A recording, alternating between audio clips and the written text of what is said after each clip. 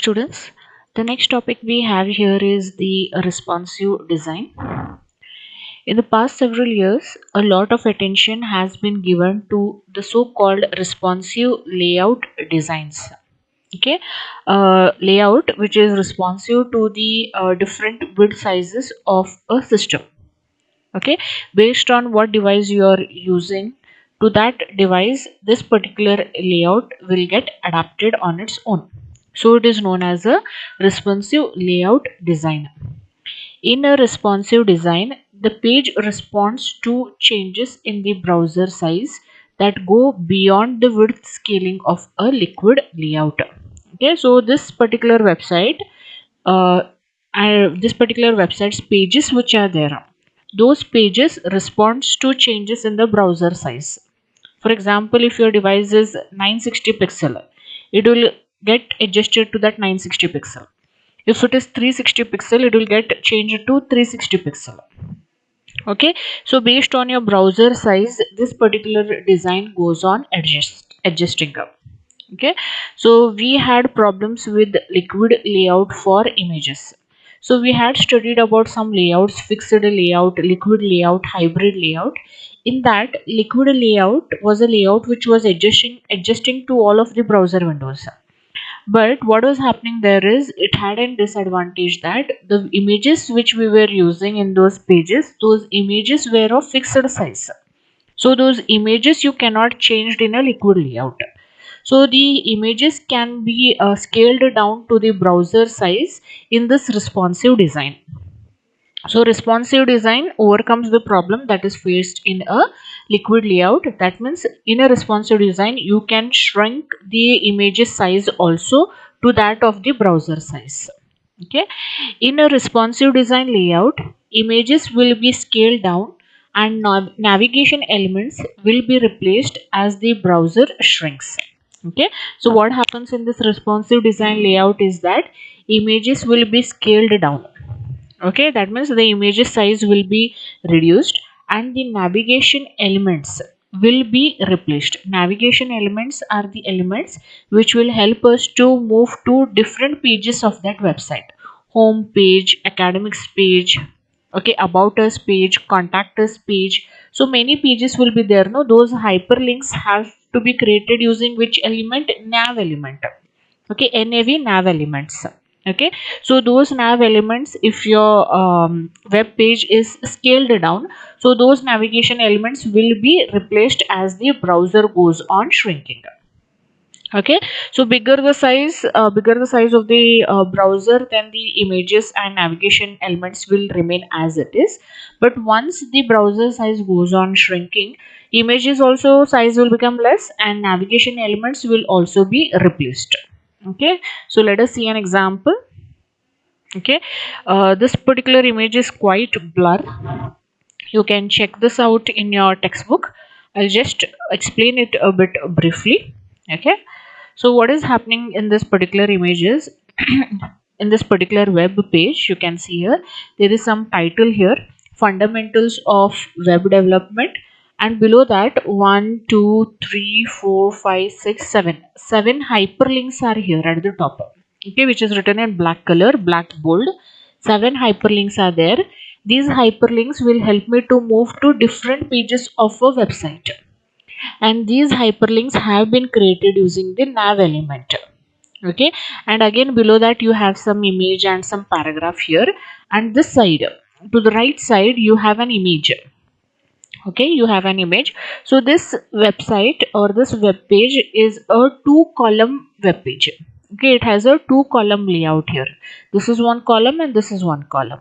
Okay, so once you move to a window which has a lesser browser size, okay, so as the browser size reduces based on what system you are viewing that website, what happens is once the browser size shrinks, this particular diagram which was there, its image size has scaled down.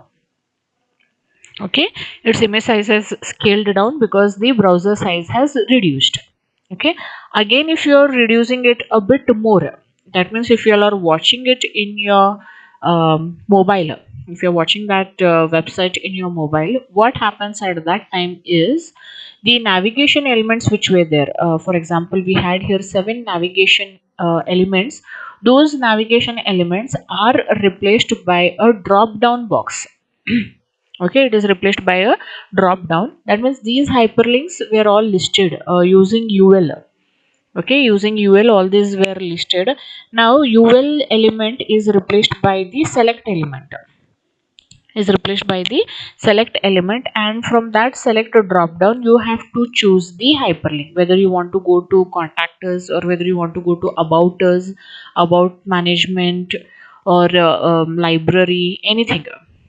Okay, so that particular 7 navigation hyperlinks got reduced to a drop down. Okay, so such type of layouts which gets adjusted to your particular layout or to your particular browsers, those designs are known as responsive design. Okay, so such type of layouts, the images size also decreases, and the navigation elements also get replaced, and previously it was a 2 column layout, now it has become a 1 column layout. Okay, such type of designs are known as what? Responsive designs. Okay.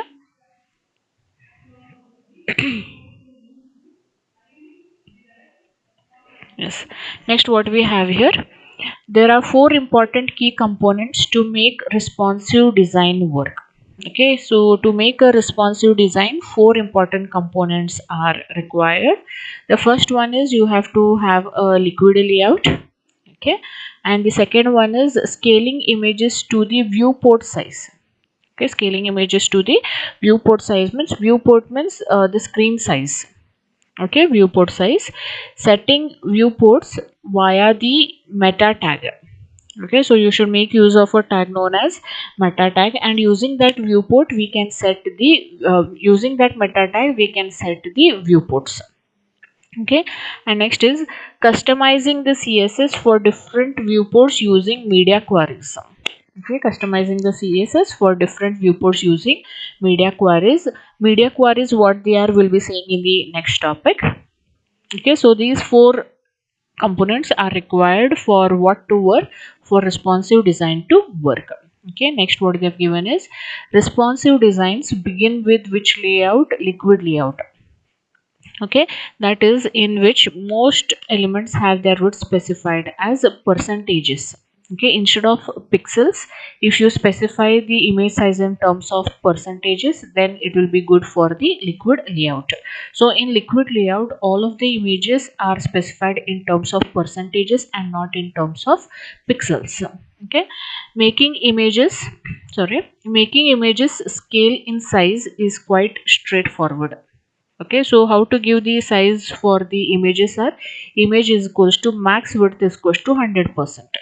Okay, so you can change the sizes of the images in terms of percentage by giving this particular property and value. So what is that? Max width is equals to 100%. So giving the sizes to the images is very straightforward in responsive design. Now let us see the topic setting viewport. We will know how by setting the viewport, the layout of some of the web pages will reduce to the size of the browser. Okay, so if you have ever used a modern mobile browser, you may have been surprised to see how the web page was scaled to fit into the small screen of the browser. Okay, so if you all are watching some web pages or going through some web pages in your mobile browser, then actually the size of that web page will be larger enough, but it will reduce to that of the screen of the browser. So let us see how is that done. The way this work is, the mobile browser renders the page on a canvas called the viewport. Okay, so what the mobile browser will do is, the web page which is there, that web page it will put onto one canvas or one page called the viewport. Okay, called the viewport, that is the mobile browser. Okay, not the computer browser. The mobile browser renders the page on a canvas or on a page called the viewport. On iPhones, the viewport width is 980 pixel and then that viewport is scaled to fit to the current width of the any device. Okay, on iPhones, what is the viewport width? It is a 980 pixel, and from that iPhones it can be scaled, that viewport can be scaled to any width of any device. It can be reduced to 360. Okay, so we can see here what the mobile browser has done is the mobile browser renders web page on its viewport. So the mobile browser will be having a viewport. Presently the viewport is 960 pixel. Okay, it is 960 pixel. What then the mobile browser will do is it will scale down the viewport to that screen of its mobile browser will reduce the viewport of the actual page to that of the physical screen of the mobile. Okay, it then scales the viewport to fit within its actual physical screen. Okay, so it is possible with the help of the viewport. Okay, so this is a particular canvas.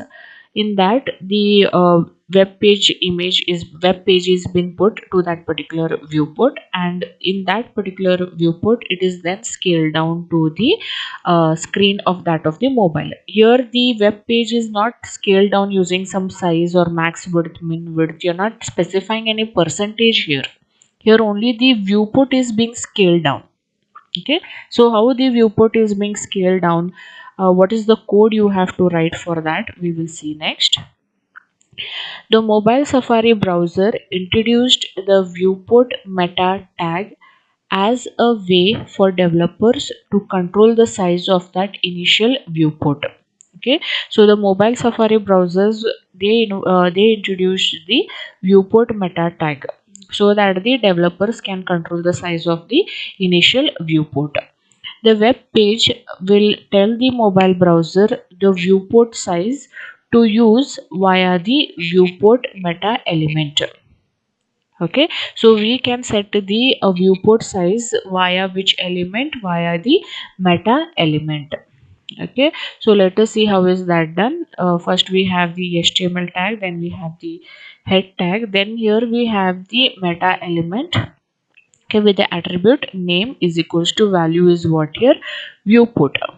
Okay, meta element, attribute is name, its value is viewport, content is equals to width, device width. Okay, this is the code written for setting the viewport. If you if you put this particular line in your code, then the mobile browser will change the viewport size to that of its mobile screen size. Okay, by above the page is telling the browser there is no need of any scaling, and it makes the viewport as many pixels wide as the device screen width. Okay, so the above line says what? The browser, for the browser, that there is no need for scaling down the web page size to that of your screen size. The viewport itself will reduce to that of the pixels of the device screen width. If a device has a screen that is 320 pixel wide, then the viewport width will be 320 pixel. Okay, and if it is 480 pixels wide, then the viewport will be 480. Okay, so based on that viewport, that browser size will fit to that of the screen size. Okay, so you can see here in this particular diagram, you have a page here, and that page is put into the viewport, and that viewport is reduced to that of the size of the mobile by the mobile browser viewport.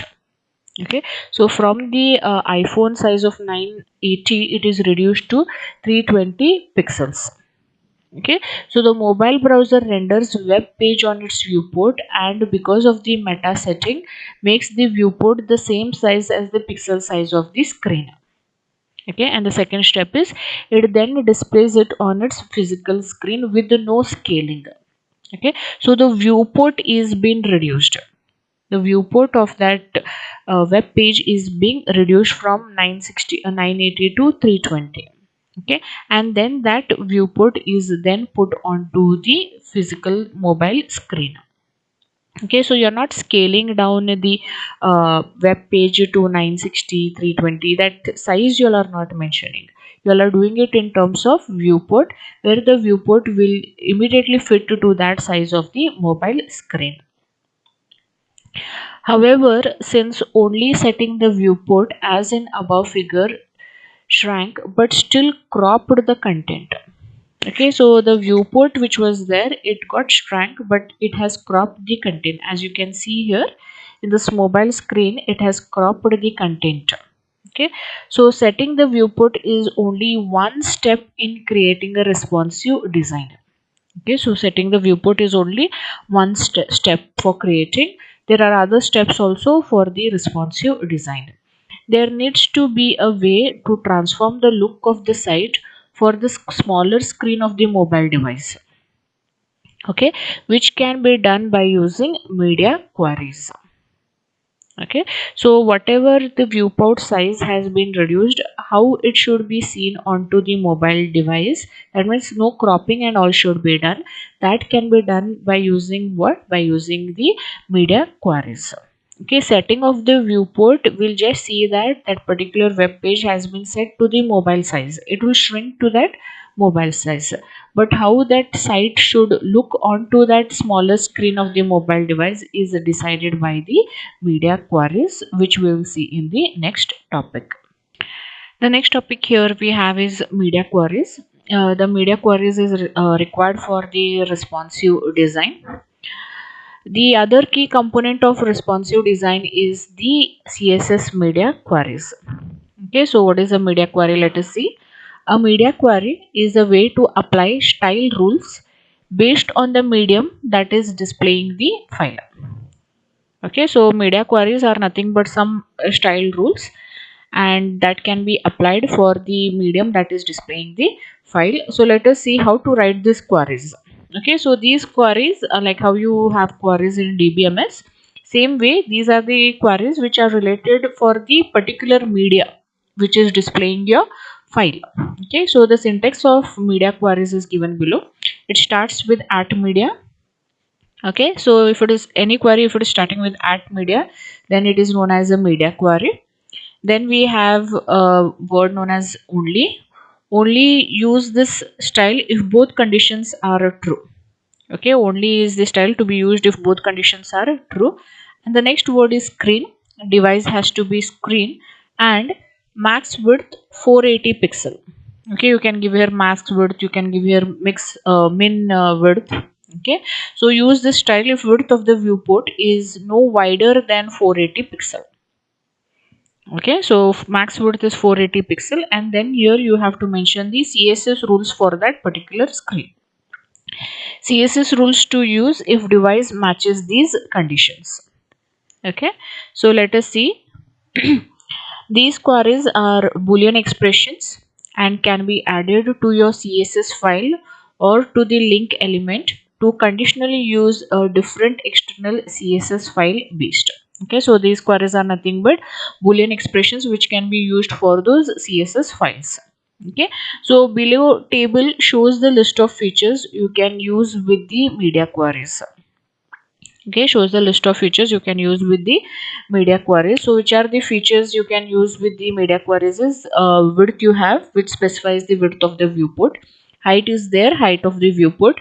Device width, width of the device. Device height, height of the device.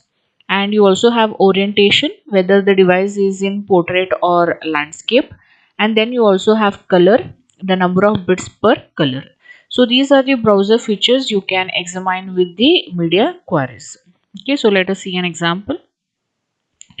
Here you can see here the small devices, how it ranges from smaller device to the bigger devices, and the simultaneously at the side you have the query for those devices. Okay, so the first device is placed in portrait and then it is placed in landscape. Okay, so you start the query with at media only screen, and max width 480 pixel.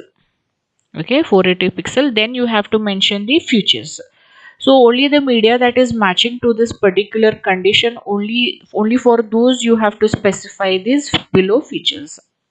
Okay, then next you have is at media only screen, min width is 481 pixel and max width is 768 pixel. Okay, so the size a bit larger than the first one.